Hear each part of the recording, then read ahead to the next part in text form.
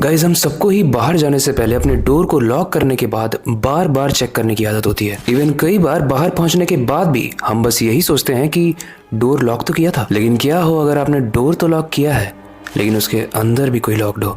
ऐसी ही कुछ कहानी है आज की, लेकिन वो जानने से पहले हेलो गाइज, मेरा नाम है अविनाश कुमार और आप देख रहे हो हॉरर स्टोरीज।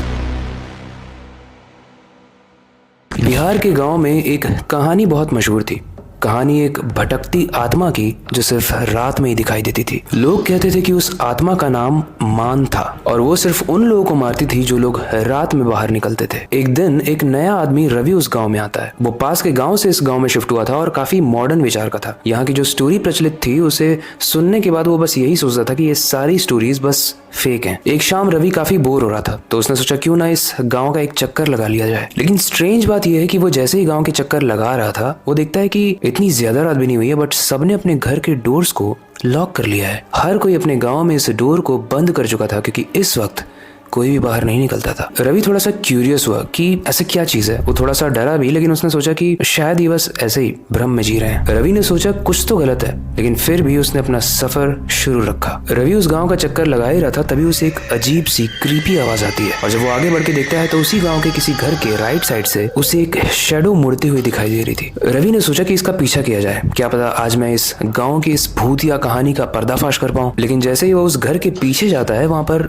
कोई भी नहीं था। रवि को ऐसा महसूस हो रहा है कि उसके पीछे कोई खड़ा है और वो जैसे ही टर्न होता है वहां पर भी कोई नहीं था। उसे बस एक परछाई जाती हुई दिखती है। उसे दूर से किसी के खाने की आवाज आ रही थी जो कि काफी ज्यादा तेज थी। वो इतनी ज्यादा तेज थी कि 50 मीटर दूर से उसको आवाज आ रही थी। वो उस आवाज का पीछा करते हुए आगे तक जाता है और वो जैसे ही वहां पे जाता है उसकी रूह कांप जाती है क्योंकि वो उस मान आत्मा को देखता है जो कि उस गाँव में प्रचलित थी और वो किसी इंसान के अतड़ियों को चबाकर खा रही थी। रवि देखते ही काफी डर गया और पास के घर के पीछे छुप गया। पीछे छुपने के बाद वो काफी डरा हुआ था, लेकिन उसने अपने डर को कंट्रोल करते हुए अपनी सांस को थामी और बस वहां से निकलने का आइडिया सोचने लगा क्योंकि अगर वो वहां से नहीं निकलता तो वो मान आत्मा का शिकार बन जाता। गाइस, इस आत्मा की कहानी में ट्विस्ट ये था कि आत्मा उन लोगों को नहीं मारती थी जो भी अपने अंदर के डर को मार देते थे। रवि ने बहुत हिम्मत करके अपने सारे डर को भगा दिया। हालांकि ये नेक्स्ट टू इम्पॉसिबल है बट फिर भी रवि ने ये चीज की और धीरे धीरे उस आत्मा के कदम रवि की तरफ बढ़ रहे थे। लेकिन रवि ने भागने के बजाय चिल्ला कर बोला कि मैं तुमसे नहीं डरता क्योंकि तुम मेरा कुछ कर ही नहीं सकते।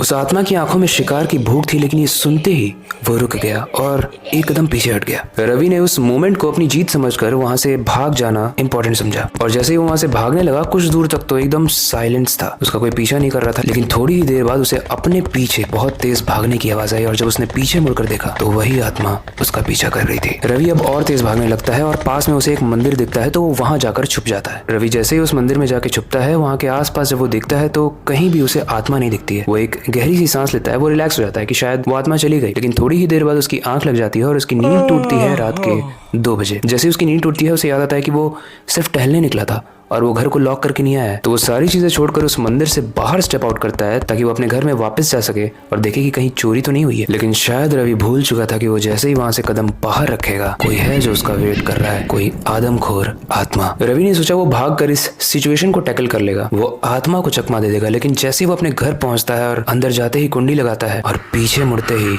वो आत्मा खड़ी थी। लेकिन जब तक रवि इस चीज को रजिस्टर करता और वापस से कुंडी खोल के बाहर जाता वो आत्मा अपने बड़े बड़े नाखून रवि के चेस्ट में घुसा देती है और चीर कर उसी का हार्ट यानी दिल उसके सामने निकाल कर खाने लगती है। 1 दिन 2 दिन 3 दिन जब बहुत दिनों तक रवि का घर खुलता ही नहीं है तो गांव वाले चिंतित होकर उसके घर के पास आते हैं, लेकिन वो घर अंदर से लॉक्ड था जिसकी वजह से कोई भी अंदर जा नहीं पाता है। लेकिन खिड़की को तोड़ने के बाद जब अंदर देखा गया तो वहां पर रवि की लाश थी जिसमें पूरे तरीके से कीड़े लगे हुए थे और उसका सीना चीरा हुआ था। वो दृश्य इतना भयानक और इतना घिनौना था कि उससे पहले तो स्टोरीज गांव वालों ने सुनी थी लेकिन अब देख भी लिया, जिसके बाद वहां के गांव वालों ने वो गांव ही छोड़ दिया। इस घटना के किस्से अब हर गांव वाले की जुबान पे और यही रीजन है कि वहां पर कोई रहता नहीं है, लेकिन जो भी रहने की कोशिश करता है वो कभी भी वापस नहीं आता है। गाइस, भारत में ऐसी बहुत सारी हॉन्टेड जगह हैं जहाँ पर कुछ ना कुछ ऐसी पास्ट स्टोरीज जरूर है, जैसे भानगढ़ का किला, कुलधरा विलेज और ऐसी बहुत सारी जगह हैं। अगर आपको इन रियल स्टोरीज में बहुत ज्यादा इंटरेस्ट है तो आप कमेंट में जाके रियल स्टोरीज जरूर लिखना ताकि मैं उन चीजों को भी कवर कर पाऊँ। वेल, ये स्टोरी आपको कैसे लगी, इससे रिलेटेड कोई भी फीडबैक हो आप कमेंट सेक्शन में जरूर बता सकते हो। आपके पास भी अगर कोई टॉपिक है